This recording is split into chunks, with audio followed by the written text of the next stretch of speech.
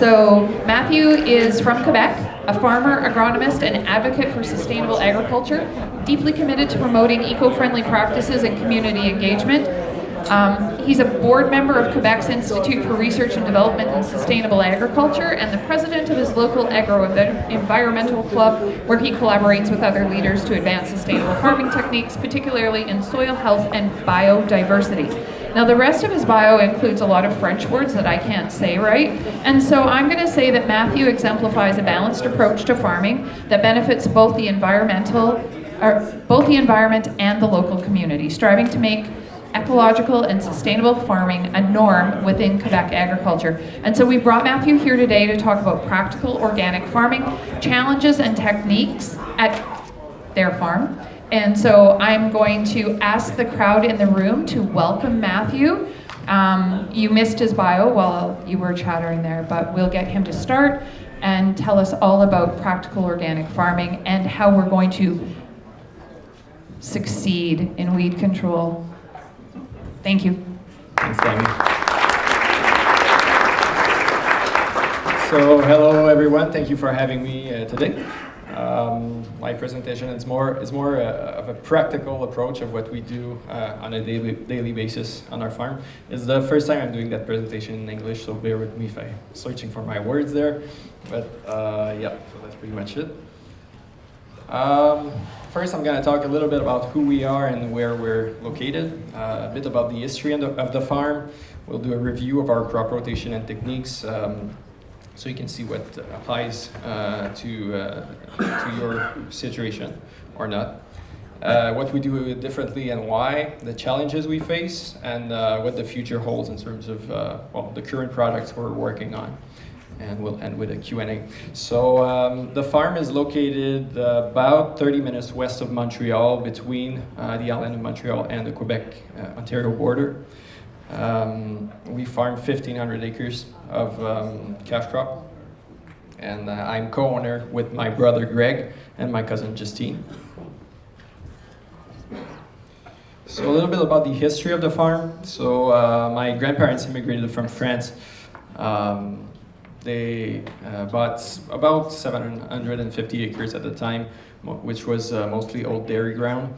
They did corn on corn for a long time, and tile drainage, land leveling, and land clearing, from which we still benefit today.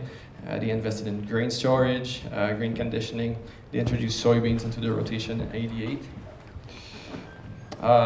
They had some really serious compaction problems, so a very, very reactive approach to farming. The financial situation of the farm back then was really difficult when the second generation took over. So my father, Loic, and my two uncles took over the farm in '91. They did some land acquisition, and they introduced the idea of soil and water conservation to the farm. They also introduced ridge till and controlled traffic to try and reduce the compaction problem. They traded the big equipment for smaller one. And yeah, so they diversified the crop rotation. They added cereal and sunflower to the rotation. And they started on-farm processing too. Back then it was sunflower oil that we produced on the farm. From '97 to 2003, what drove the idea of organic on our farm was that we did on-farm processing of sunflower oil, and customers were asking, why isn't your oil organic like the one that's coming from Europe? So that's what planted the seed of transitioning to organic. They did a progressive transition over 6 years on all of our ground, and they did on-farm trials, machinery design. My uncle Thomas and my father are both engineers, so they really like designing equipment, and we're kind of like that on the farm. And they refined their technique throughout the years. From 2003 to 2012, we did field trials. We improved our yields and profitability tremendously. We also were really involved in developing the organic sector in Quebec. And we started, we were one of the 7 founding members of a grain producers co-op in Quebec, which is Co-op Agro Bio. and we're now 150 members in that co-op. And from 2012 to today, we started a flour mill project back in 2012.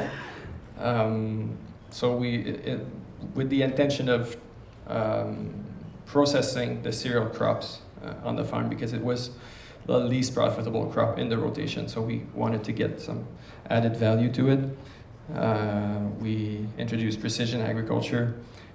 We transitioned to the third generation of the farm, and we invested in self-sufficiency, seed production, so we produce our own seeds for various reasons, and to reducing our reliance on imported manure, optimizing energy needs, etc. So right now we farm 1,500 acres. About 400 are green corn, 600 of white helium soybeans for human consumption markets, about 300 acres of winter wheat, 180 of spring wheat, and we do about 1% of our acreage in summer fallow.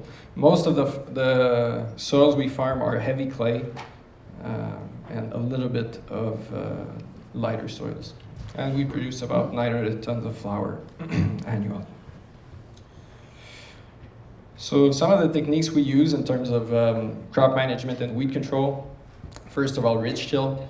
So the idea of ridge till was brought to the farm with one idea in mind, which was ban spraying of residual herbicides on the road back when we were conventional, which was a very innovative approach at the time, and kind of went away with the advent of GM crops.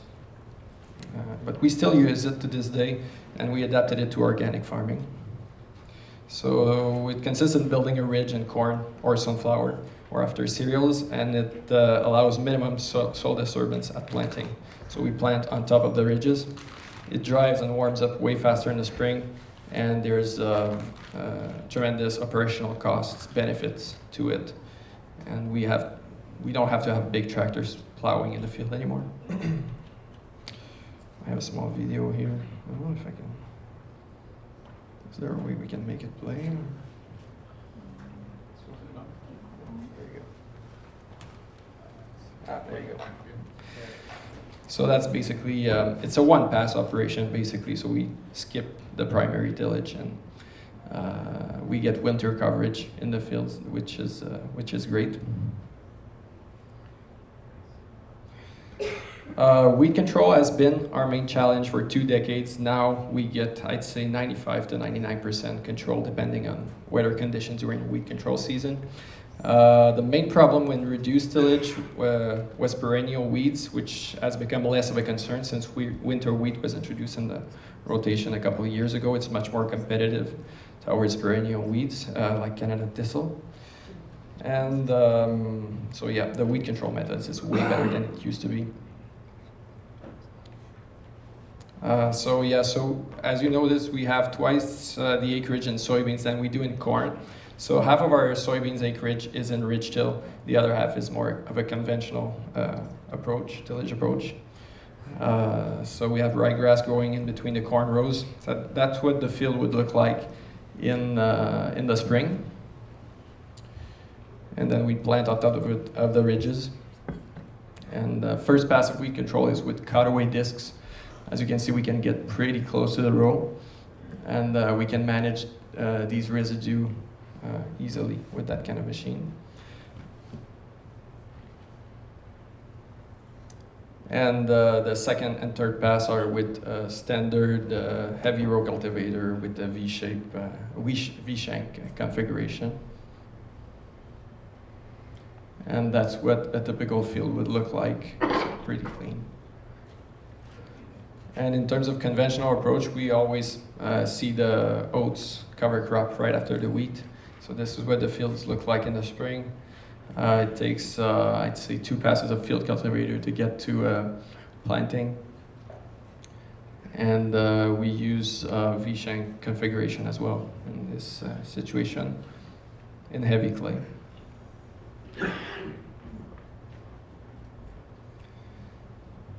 So yeah, we do more winter wheat than spring wheat now.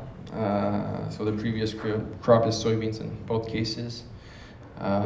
We do fertilization in the fall to kind of get the best of the field conditions and try to reduce compaction. This is actually a manure spreader that we built ourselves. And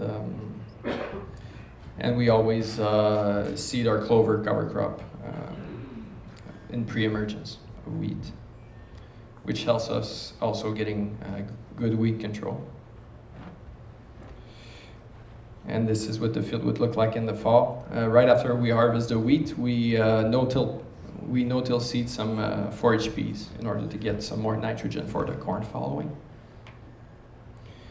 In terms of winter wheat, we introduce it in soybeans right before the leaves fall. So this is soybean close to harvest. As you can see, there's a nice winter wheat cover growing under. This is right after harvest. And this is the manure application in the fall. And this is what a typical field would look like in the spring following. In terms of grain corn, typical sequence of operation would be, so we don't plow anymore. It's been 30 years since we plowed. We still do, but on small portions of land. But this is a machine that we designed that I'm going to talk a little bit about later. And it allows us to terminate the clover cover crop in the fall with minimum tillage. And that's planting corn, basically. And that's the ridging. So you can see the stage of the crop. We do the ridging, which is the last pass of row cultivation in corn. And we also have another management technique where we plant corn on ridges.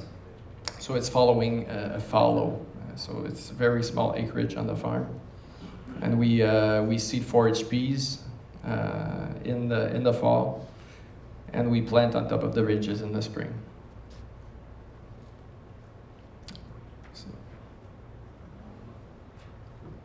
So the main challenges that we face today are perennial weeds and low tillage system. It's really a problem. Canada thistle is a big problem for us. So moldboard plowing is really effective in terms of controlling Canada thistle, but we try to limit it as much as possible. So we use drone mapping to kind of estimate the intervention threshold to make sure that, because moldboard plowing is kind of expensive, so we just want to make sure that we need it before we make that decision. And I'd say it's once every 10 years. So yeah, winter wheat has really helped. Second challenge would be the windows of opportunity. So we need to learn how to reconcile the optimal size of the equipment versus the soil compaction, which is a big problem in our area. Larger equipment, of course, is more efficient, but soil conditions have to be perfect in order to work. So we prefer smaller equipment. Pre-emergence blind tillage, so the time weeder rotary hoe is essential. So I'd say it's about 75% of weed control effectiveness, and the rest is row cultivation. Missing a time weeder pass because of weather can usually lead to replant. And having a variety of tools really helps us mitigate that risk. So this is the equipment we use. This is a tine weeder that we built ourselves. It's a 60 feet tine weeder. We can do a lot of acreage in a day with this. And this is our heavy row cultivator. We have 3 of those. And this is basically how it works in soybeans. So that would be the second pass.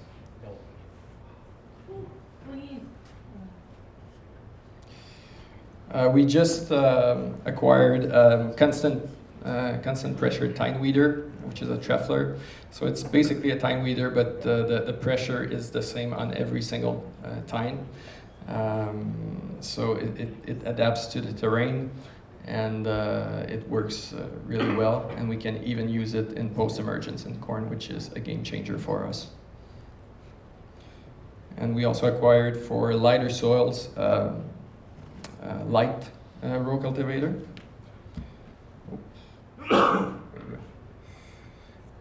It's very precise, and it's coupled with a camera guided system, so we can get really close to the row with this kind of equipment, as you can see. And it's been a game changer for Canada Thistle as well.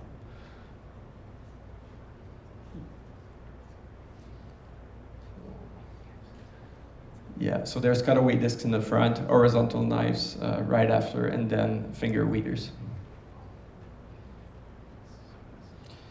The rotary hoe, we use it less and less because of crop damage. It's really, yeah, we've been trying to get away from this kind of equipment, but we still use it in some conditions when there's crusting.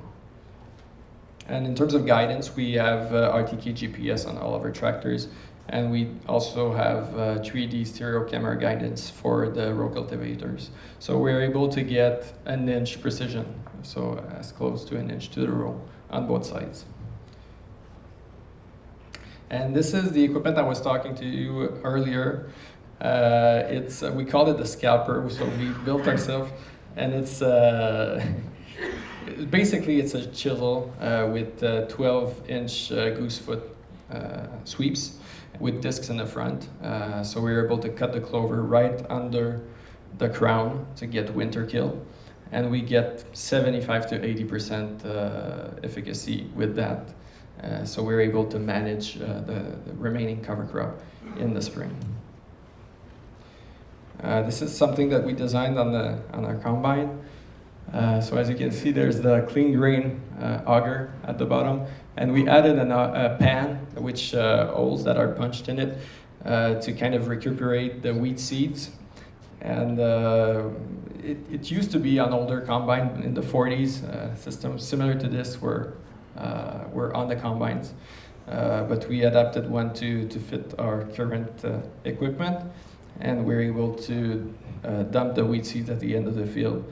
And that's contributing to reducing our weed population. Do I still have time? Okay. So less on weed control. This is a technique that we use, which is called strip cropping.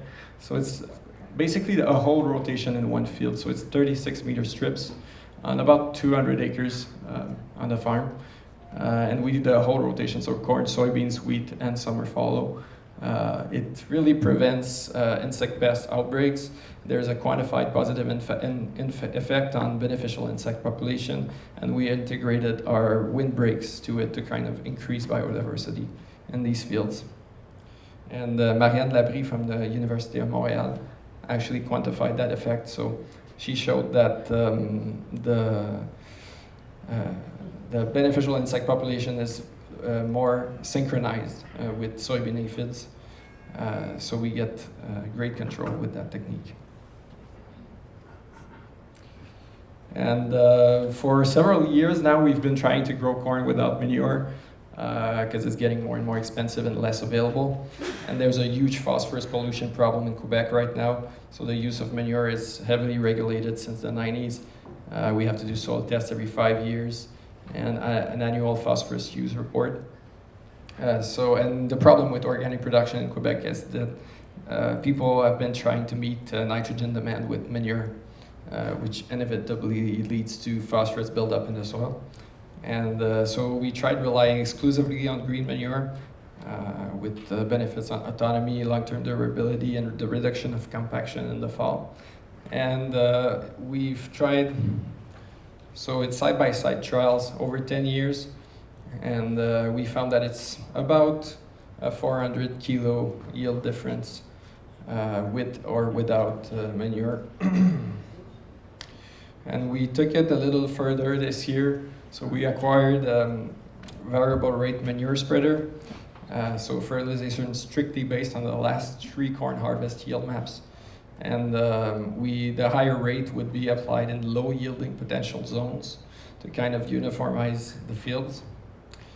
So the average rate would stay the same at about 3.5 tons per hectare of chicken manure, and but the yield difference is much larger than before. So, and it allows us to monitor the weight of the machine while we load it too, because we have a Bluetooth scale on it, so we can limit compaction with that kind of equipment. And we always apply it to the fall on the cover crop. This I'm gonna skip because I'm gonna. So we also do on-farm processing. So we found that there's a social appetite for food autonomy, transparency, short supply chains, and organic food products in our area. So, and there's ambitious government initiatives and subsidy programs for organic producers and processors right now in Quebec. So vertical integration on the farm has really brought stability in revenue, and so we get more control in the supply chain, less vulnerable to market fluctuations too.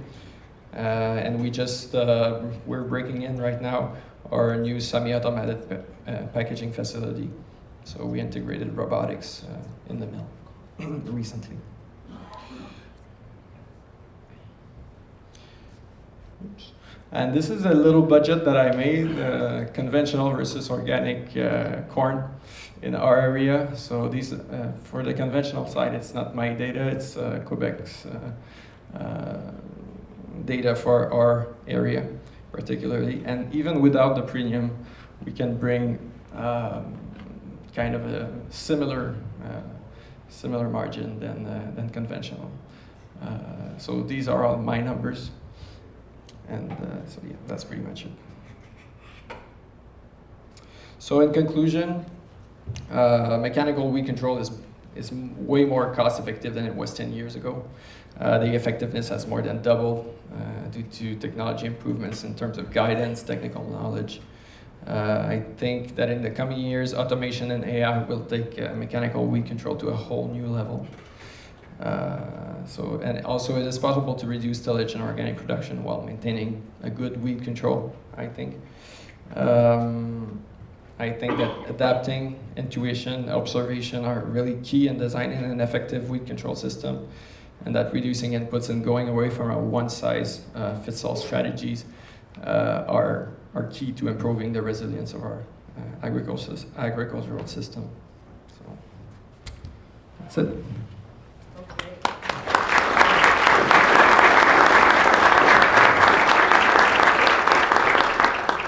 So I appreciate that you are ahead of time and that we are going to have opportunity for questions. There are some online and we'll look for some in the room.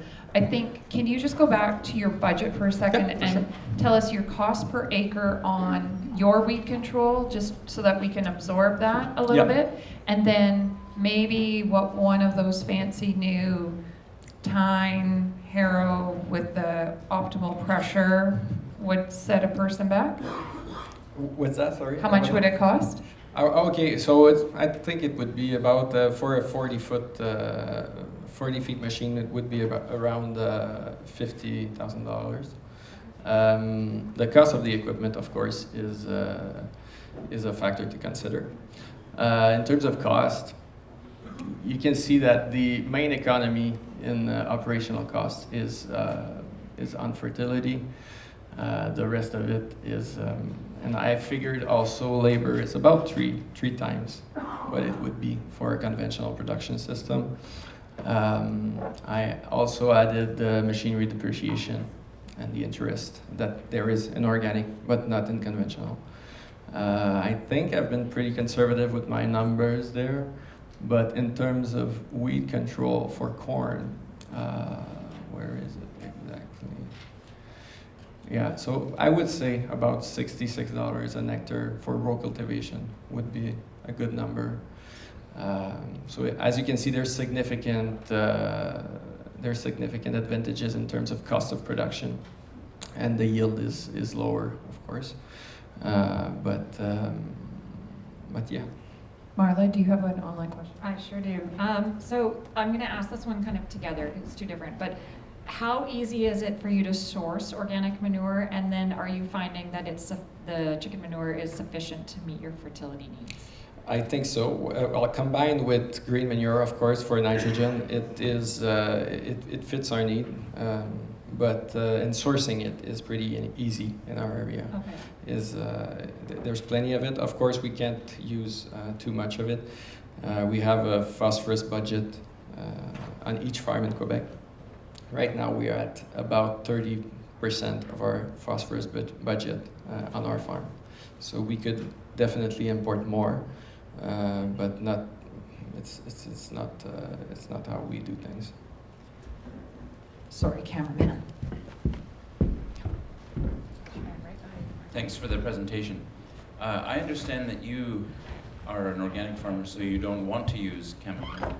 But thinking about Rob's graphic this morning of showing how conventional farmers should be using more of these other tools, in a hypothetical situation where you did use herbicide on your farm plus these tools, where would you see the most application for herbicide? Would it be on those perennial weeds that you described, Definitely. or where would it be? Definitely. So, yeah, in terms of perennial weed, that's the main problem that we have, because annual weeds are pretty easy to control mechanically, I find, at a very low cost, that is. But yeah, I think there's definitely something in a combination of techniques. Back in the 90s, before Roundup Ready crops, there was significant interest in Ridgetail because of band spraying and completing the weed control program with mechanical. So I think we might have to go back to that at one point. Yeah. Thank you very much for your presentation. Very nice presentation, and it's refreshing to see that you're not using chemicals. I was wondering a little bit in the same sense of the last question. Did Canada thistle is a problem. Yes. You're getting better at controlling it. Do you see other weed species that are going to pop up and maybe cause problems in the future because they are adapting? Sow thistle is also a problem. So far, tillage has been, or fallow has been the only option for us to get rid of both of these species. But if we can get resources to research on that, on those subjects, I think we can do a lot. Yeah. Hi, yes, over here. Oh, okay. Great presentation, really enjoyed it. Very different than what we usually hear about. My question is a little bit less on the technical side and more about when you get the chance to purchase manure from your neighbors. What are some of the opportunities as well as the hurdles when having to purchase such a product from your neighbors? I know here in Manitoba, it can be very, very difficult sometimes to negotiate an agreement like that between farmers. The particular thing about the Quebec system, phosphorus management system, is that they have to get rid of it. They can't apply it to their own farm. So it's less of a problem for us because they have to find land in order to valorize that resource. So I think it's pretty different from what you have here, and we source it from 1/3 of the manure that we use is from organic farms too. We think that there's a value to that, to paying a little more to get that manure stay within our system. But 2/3 of what we use is still conventional. So, yeah. Okay, I'm gonna cut it there to stay on time. Matthew, I know you have a flight to catch. Thank you very, very much. Thanks for having me. There's your, Thank you very a round of much. applause for Matthew, please.